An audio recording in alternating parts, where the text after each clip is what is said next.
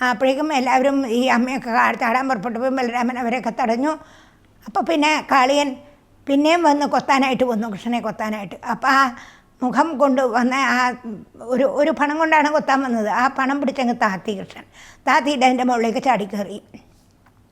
ആ പണത്തിൻ്റെ മുകളിലേക്ക് ചാടിക്കയറി. തന്നെ വിചാരിച്ച് ഇവരൊക്കെ ഇങ്ങനെ കരയുന്നു, എല്ലാവരും ദുഃഖിക്കുന്നത് കണ്ടപ്പോൾ കൃഷ്ണൻ വിചാരിച്ചു മതി, ഇവനോട് കൂടി കളിച്ചത് മതി, ഇനി ഇവനെ അമർത്താം വിചാരിച്ച് അവൻ്റെ പണത്തിൽ ചാടിക്കയറിയപ്പോഴേക്കും പിന്നെ വഴുക്കലുണ്ട് വല്ലാണ്ട്. ഒരു കഥയിൽ പറയുന്നതാണ്, ഭാഗവത്തിൽ ആ വാക്ക് പറയുന്നില്ല. അപ്പോൾ വാലുകൊണ്ട് കൃഷ്ണനെ അടിക്കാൻ നോക്കിയെന്നാണ് കാളിയൻ. വാല് പൊക്കി കൃഷ്ണനെ അടിക്കാൻ നോക്കുമ്പോൾ വാലുമ്മൽ ഇവിടെ പിടിച്ചു അത്രേ. അപ്പോൾ വഴുക്കലിൻ്റെ ഒരു പിടിവള്ളിയായി, പിടിക്കാനായി ഒന്ന്. വാല് പിടിച്ചുകൊണ്ടാണ് പിന്നത്തെ നൃത്തം. അങ്ങനെ ചിത്രമൊക്കെ കാണാം, വാലുമ്മൽ ഒരു കൈ കൊണ്ട് പിടിച്ചിട്ടാണ്. അങ്ങനെ നൃത്തം ചെയ്യാൻ തുടങ്ങിയപ്പോഴേക്കും ആകാശത്തിലെ ദേവന്മാരൊക്കെ വന്നു. നാരായണീയത്തിൽ അവിടെ പറയും, ജഹർഷു പശുപാസ്തുതുഷുർമുനയോ വവൃഷു കുസുമാനി സുരേന്ദ്രഗണ ത്വയ് നൃത്യതി മാരുതഗേഹപതേ പരിവാഹി സമം ത്വമതന്തഗത. ജഹർഷു പശുപാ, ഗോപന്മാരൊക്കെ സന്തോഷിച്ചു. സ്തുതുഷുർമുനയോ, മഹർഷിമാരൊക്കെ സ്തുതിച്ചു. വവൃഷു കുസുമാനി സുരേന്ദ്രഗണ, ദേവന്മാരൊക്കെ പുഷ്പവൃഷ്ടി ചെയ്തു. അങ്ങനെയാണ് ആ ഭഗവാൻ ആ കാളിയൻ്റെ പുറത്ത് നൃത്തം ചെയ്തതെന്നാണ്. ഗന്ധർവന്മാർ പാട്ടുപാടി, ഗന്ധർവ സ്ത്രീകൾ നൃത്തം വെച്ചു, അപ്സരസ്സുകൾ നൃത്തം വെച്ചു, ദേവന്മാരൊക്കെ പുഷ്പവൃഷ്ടി ചെയ്തു. അങ്ങനെ അനവധി ആളുകൾ, മഹർഷിമാരൊക്കെ ആകാശത്തിൽ വന്ന് നിറഞ്ഞു നിന്നു കൃഷ്ണൻ്റെ നൃത്തം കാണാനായിട്ട്. എല്ലാവരും താളം പിടിച്ചിട്ടും അങ്ങനെ സ്തുതിച്ചിട്ടും ആ നൃത്തത്തിനെ പ്രോത്സാഹിപ്പിച്ചു.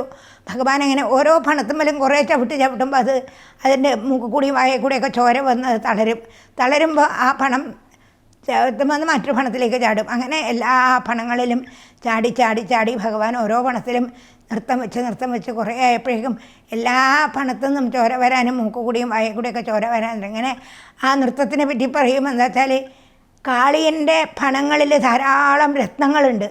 ആ രത്നങ്ങളൊക്കെ കൃഷ്ണൻ്റെ പാദത്തിൽ തട്ടിയിട്ട്, കൃഷ്ണൻ്റെ കാല് സ്വതവേ നല്ല ചുവന്ന നിറമാണ്, നല്ല ഭംഗിയാണ് കാണാൻ, സൗന്ദര്യമുള്ള കാലാണ്. ആ കാല് കുറേ കൂടെ സുന്ദരമായി എന്നാണ് ഈ രത്നത്തിൻ്റെ തിളക്കവും കൂടിയും ആ കാലിൽ തട്ടിയപ്പോഴേക്കും. അങ്ങനെ ആ ഭഗവാൻ തന്നെ നൃത്തം തുടർന്നു കുറേ നേരം. വാദ്യഘോഷം, മൃദംഗം, മാനകം, പണവം, ഭേരി, പിന്നെ അങ്ങനെയൊക്കെ വാദ്യങ്ങളൊക്കെ ആകാശത്തിൽ ധാരാളം മുഴങ്ങി. എല്ലാവരും സന്തോഷിച്ചു. അങ്ങനെ ആ നൃത്തം കുറേ ആയപ്പോഴേക്കും ഈ കാളിയൻ തളർന്നു. കാളിയൻ തളർന്ന് ക്ഷീണമായി, മരിക്കും എന്നുള്ള ഘട്ടമായി. അത്ര വല്ലാണ്ട് തളർന്നു. ആ സമയത്ത് കാളിയൻ്റെ ഭാര്യമാർ, സ്ത്രീകൾ, അവർ കുട്ടികളെ മുൻനിർത്തിക്കൊണ്ട് കുട്ടികളും കൂട്ടി വന്നിട്ട് ഭഗവാന്റെ പാദത്തിൽ നമസ്കരിച്ചിട്ട് പറഞ്ഞു, ഞങ്ങളുടെ ഭർത്താവിൻ്റെ ജീവനെ തിരിച്ചു തരണേ.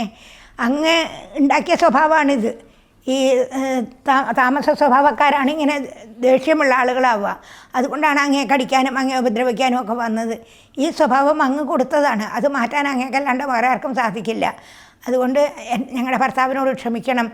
ഇനി എന്ത് പറയുന്നോ അത് ഞങ്ങൾ അനുസരിച്ചോളാം. എന്താണ് ഞങ്ങൾ ചെയ്യേണ്ടതെന്ന് അവിടുന്ന് പറഞ്ഞു തന്നാൽ മതി, അതുപോലെ ഞങ്ങൾ ചെയ്തോളാം. അതുകൊണ്ട് ഞങ്ങളുടെ ഭർത്താവിൻ്റെ ജീവനെ, ഒരു സ്ത്രീക്ക് അവരുടെ ഭർത്താവാണല്ലോ ഏറ്റവും വലിയ ആൾ, അതുകൊണ്ട് ഭർത്താവിൻ്റെ ജീവനെ തന്ന് രക്ഷിക്കണേ എന്നൊക്കെ പറഞ്ഞ് ഈ കാളിയൻ്റെ ഭക്തിമാരൊക്കെ ഭഗവാനെ സ്തുതിച്ചു. സ്തുതിയൊക്കെ വളരെ ഭാഗവത്തിലെ സ്തുതിയുടെ ഷോയൊക്കെ വലിയ വേദാന്തമായിട്ടുള്ള സ്തുതിയൊക്കെയാണ്, നല്ല കേമായിട്ടുള്ള സ്തുതിയാണ്. അസലായിട്ട് സ്തുതിക്കും. ആ സ്തുതിയൊക്കെ കേട്ട് ഭഗവാന് സന്തോഷമാവും. എന്നിട്ട് ഈ കാളിയൻ്റെ പണത്ത് വന്ന് താഴത്തേക്ക് ഇറങ്ങിയിട്ട് കാളിയനപ്പോഴേക്കും കാളിയൻ്റെ പണത്തും വന്ന് ഇറങ്ങിക്കഴിഞ്ഞപ്പോഴേക്കും ഭഗവാന്റെ അനുഗ്രഹം കൊണ്ട് കാളിയൻ്റെ ദേഹമൊക്കെ ഒന്ന് ഇതായി, ആ വേദനയൊക്കെ ഒന്ന് മാറി. പിന്നെ എന്നിട്ട് കാളിയനും ഭഗവാനെ സ്തുതിച്ചു. അങ്ങ് എന്ത് ചെയ്താലും ഞാൻ സന്തോഷിക്കും. അനുഗ്രഹം നിഗ്രഹം വാ.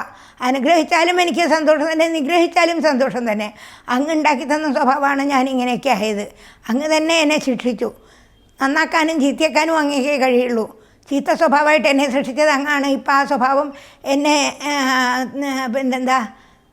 അനുഗ്രഹിക്കാൻ വേണ്ടിയിട്ടാണ് എന്നെ അടക്കിയത്. അതും എനിക്ക് വളരെ സന്തോഷമായി എന്നൊക്കെ പറഞ്ഞ് കാളിയനും ഭഗവാനെ സ്തുതിച്ചു. അങ്ങനെ ഭഗവാൻ തന്നെ കാളിയ സ്ത്രീകൾ, കാളിയൻ്റെ പത്നിമാർ ധാരാളം രത്നങ്ങളും സ്വർണങ്ങളും പിന്നെ പട്ടും വസ്ത്രങ്ങളും അങ്ങനെ അണിയിച്ചുകൊണ്ട് അതിസുന്ദരമായിട്ട് ഭഗവാനെ അലങ്കരിച്ചു അവരൊക്കെ കൂടിയിട്ട്. എന്നിട്ട് കാളിയൻ്റെ പണത്തിലെടുത്തിട്ട് കരയിൽ കൊണ്ടാക്കി കൊടുത്തു. അപ്പോഴേക്കും എല്ലാവർക്കും സന്തോഷമായി. ഈ ഗോപന്മാരും ഗോപസ്ത്രീകളും അവിടെ കാത്തു നിൽക്കുന്നവരും എല്ലാവരും ഭഗവാനെ കെട്ടിപ്പിടിക്കുക. പശുക്കളൊക്കെ വന്ന് മുട്ടി ഉരുമ്മ. ഗോപക്കുട്ടികളൊക്കെ അപ്പോഴേക്കും ബോധം വന്ന് എണീറ്റു. എല്ലാവരും കൂടി സന്തോഷം കൊണ്ട് എന്താ അവർക്ക് ചെയ്യേണ്ടതെന്ന് അറിയില്ല. അങ്ങനെ എല്ലാവരും സന്തോഷിച്ചിരുന്നു. ഭഗവാനും വളരെ സന്തോഷമായി. അപ്പോൾ സന്ധ്യയായി. അപ്പോഴേക്കും ഇനിയിപ്പോൾ വ്രജത്തിലേക്ക് തിരിച്ചു പോകാൻ കഴിയില്ല, രാത്രിയായി. ഇനിയിപ്പോൾ എന്താ ചെയ്യുക എന്ന് വിചാരിച്ചു. അപ്പോൾ പറഞ്ഞു എല്ലാവരും. അപ്പോൾ ചില അറിവുള്ള ആളുകൾ, ഗോപന്മാരുടെ കൂട്ടത്തിൽ വയസ്സായ ആളുകൾ, അറിവുള്ള ആളുകളുണ്ട്. അവർ പറഞ്ഞു, ഒരു പാമ്പിൻ്റെ നിന്ന് മോചിക്കപ്പെട്ടതല്ലേ ഭഗവാൻ, പാമ്പ് ചുറ്റിയതല്ലേ, അതുകൊണ്ട് അതിന് ഇന്ന് പട്ടിണി കിടക്കണം, ഇന്ന് രാത്രി ആഹാരം കഴിക്കരുത്, ആഹാരം കഴിക്കാതെ നമുക്ക് ഇവിടെ തന്നെ കിടന്നുറങ്ങാം എന്ന് പറഞ്ഞു.